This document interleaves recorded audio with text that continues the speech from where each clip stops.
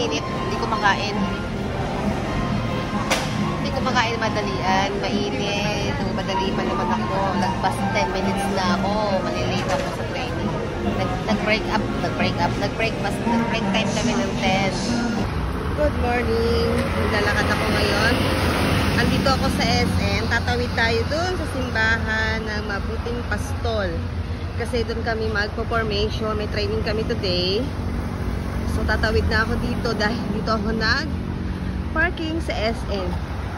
Medyo malayo nilakad ko. Pinagpapawisan na ako. So ang oras ngayon ay 8 AM. Late na ako pero marami pa rin akong nakikita mga katikista naglalakad. Ito na. Itatago ko na ang cellphone ko. Siyempre baka makahabol ko. Wait lang. Dito na ako sa loob. Kasama ko si Tita Gemma. Meron pa sa tating ng Mama Buwada. Dalawa pa lang kami. Wala pa yung iba. Kaya sana tumating. Tapos ayan. Ito ang Our Lady of St. Francis of Assisi. St. Francis of Assisi. Ayan. So, hindi pa nagsisimula. Iikot muna ako kayo. Ayan yung mga katikis.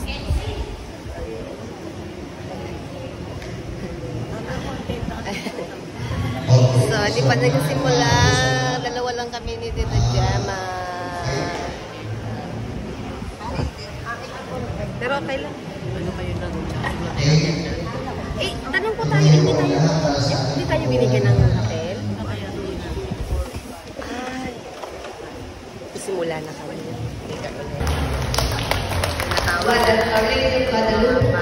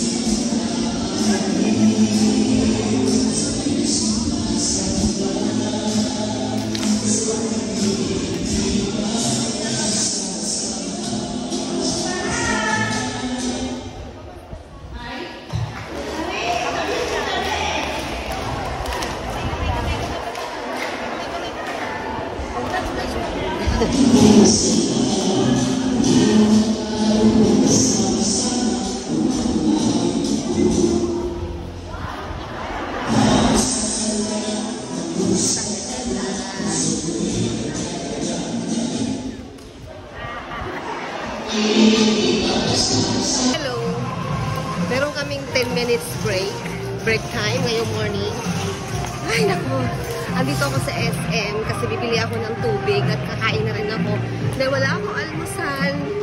Nagugutom na ako. Buti na bukas na yung SM. 10 AM na. So, mabilisan lang itong break time. Kaya kakain muna ako. Bibili ako ng tubig. Ay, huwingil ako. So, yun ang aming moment. Kailangan ako ngayon mapunta ako ng food court. So, meron pa sana ako mga kailangan ito sa SM pero pagtapos na lang ng aming training, saka ako babalik dito kasi kulang ang oras ko. Sa paglalakad ko pangalan sa paghahanap ng pagkain, sa pagbili ng pagkain, mauubos na. Kaya dito na lang ako sa food court kakain. At iniwan ko din yung mga kasama ko. Sila Tita Gemma, si Tita Leonesia. Ayun. Iniwan ko sila. Sabi ko, bibili lang ako tubig at kakain. Dahil wala akong kadaladalang pagkain. Hindi ako nakapag-almusal sa sobrang pagmamadali ko. So, andito ako sa food court. Hindi ko alam kung anong kakainin ko. Ay, maglulugaw na lang ako. Para mabilis siyang kainin. Lugaw na nga lang. So, ito, kakain na ako alone ng lugaw. Ayan. Lugaw muna kasi nga ayoko pa kumain ng mabigat na pagkain dahil na break time pa lang naman ng 10 AM. 10 AM pa lang naman ngayon. Ito today nga pala ay November 7. May training kami ng COFP ng katikista. So, ito ang aking breakfast. May tubig ako binili para sa sarili ko at binili ako na rin sila dito ng tubig. After ko nito, tatakbo na ako balik sa simbahan. So, lang, kain muna po ako. Ayan, sito ako sa food court. After ng training, babalik pa ako dito. Grabe ang init. Hindi ko makain. Kumakain madalian, mainit, madali pa naman ako, lagpas 10 minutes na ako, malilate ako sa training. Nag-break time kami ng 10. Eto, 11 na. Paglalakad ko pa nga, naubos na yung oras ko. Paano ko ito kakainin ng mabilis? Nag-init. Yun. Ayan, nako, itinake out ko na lang yung lugaw. Kasi hindi ko makain ng init. Mauubos yung oras ko. So, babaunin ko na lang sa simbahan. Kasi, doon na lang ako kakain pag lunch time. Ito na lang din ang gagawin kong lunch. Kasi wala na akong lunch. Ito na. Lakad ako pabalik na simbahan. So, yun lang. Balik na ako ng simbahan. Year of Redemption, 2,000 years na parang simbahan ng year of 33 AD. Noong mag-proseso sila at sinubukan ng Espiritu Pentecost.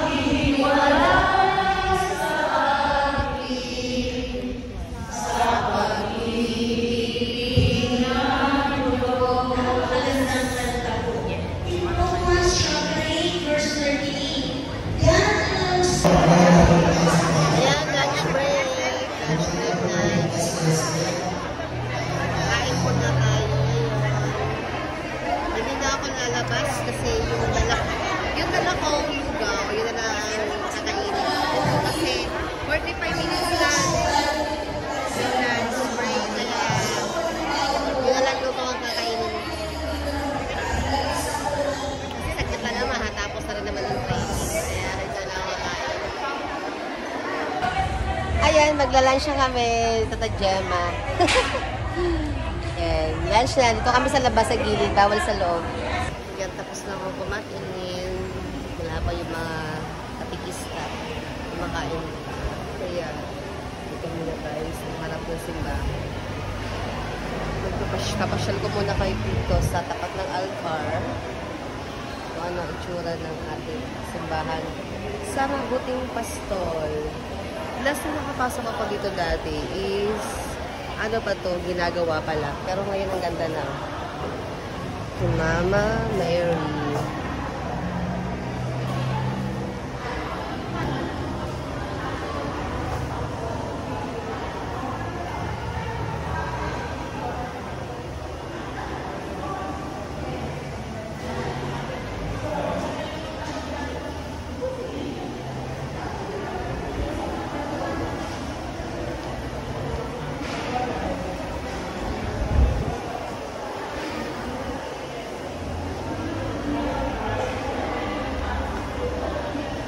Ito sa labas area. Ayan, dito yung mga ibang katikis na kumakain.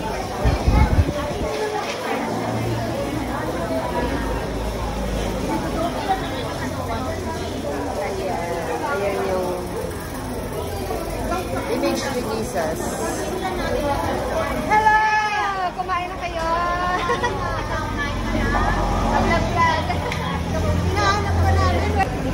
Ito yung Adoration Chapel. Ito. Mapunta nga ako dito, magdadasal ako sa Adoration Chapel. Ay, ihi mo na ako. Ito yung sana meron kami sa simbahan. Gusto ko talaga pumapasok sa Adoration Chapel. Ayan, dito tayo ngayon sa Adoration Chapel. So, mamaya papunta ako dyan mamaya. Magdadasal. Ito lang ako daw kay Jesus. So, ayan, nandito ko ngayon sa tapat ng pintuan ng simbahan ng Mabuting Pastol Parish. Dito sa tapat ng SM Palapala. Ayan. Lunch break namin, kaya nagpa-vlog-vlog muna ako ngayon. Hindi ko makita yung pinakataas ng tuktok na to kasi hindi ako makapunta dun sa may tapat dahil nga may mga sasakyan. Ito yung entrance ng gate. Yan. So, iihi na ako at ilang minutes na lang ay magsisimula na ulit ang another session ng training.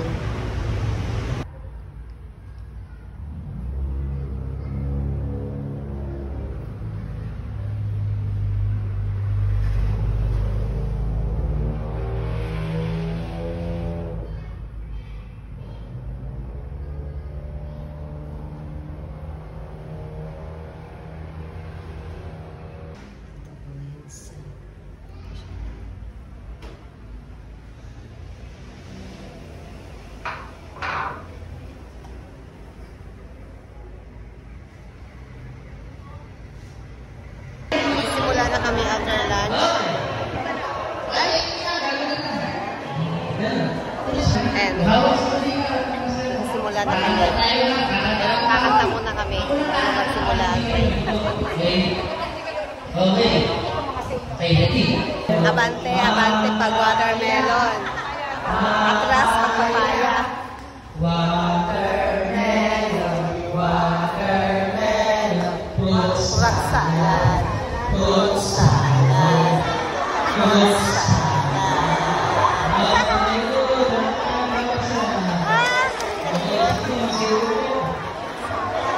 Ganon yung pag watermelon, abante, pag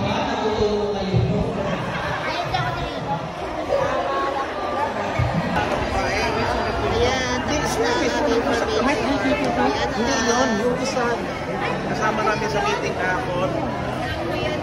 Kasi dalawa yan sila. dalawa na naman kami ni Ate Gemma. Uwi na siya. Dalawa yan sila na Tawag ng yung SM. PW ng Sipayan na nakatid sa meeting doon. Ayan na, uwi na. Dami mga katumbisa. Punta muna kami ngayon na ako lang pala. Pusunta ko na pala ako ng SM. Kasi andun yung kotse ko at may kukunin lang ako. So yun, thank you Lord sa maghapon. Dami ko natutunan. Dami namin natutunan. Thank you Lord. Dito ako ngayon sa SM ulit. Magpupunta lang ako sa pupuntahan lang ako. Tapos na yung aming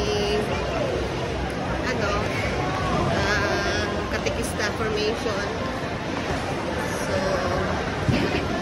puntahan lang natin yung akin dapat puntahan. Ito na ako sa